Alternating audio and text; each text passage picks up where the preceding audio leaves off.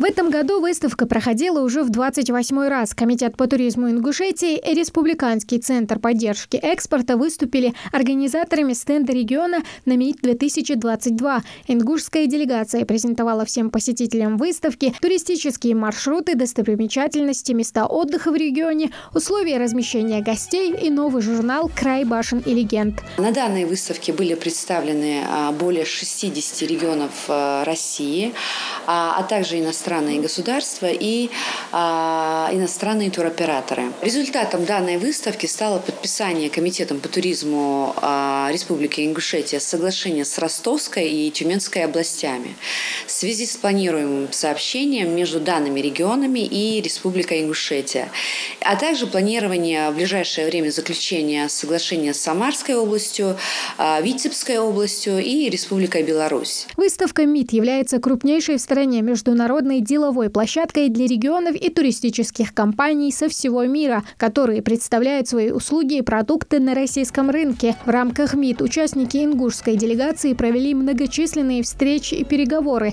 Также удалось заключить несколько интересных соглашений.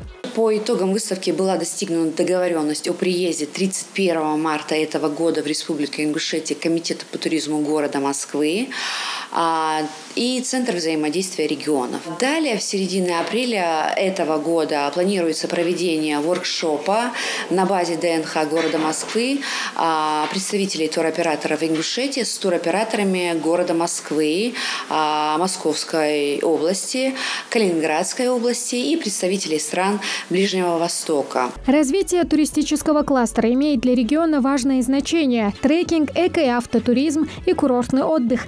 Туроператоры Ингушетии представили аудитории свои направления. От Республики Ингушетия в выставке приняли участие не только Комитет по туризму, но и ведущие туроператоры Республики Ингушетия, такие как Армхи Трейвел, курорты Ингушетия, Белла Тур и другие организации, которые презентовали свои туристические продукты по Республике Ингушетия другим участникам выставки. Скоро летний сезон, и эта поездка – его хорошее начало. Ингушетию в прошлом году посетили более 80 тысяч туристов. Благодаря заключенным соглашениям Комтуризма надеется на увеличение турпотока в регионе.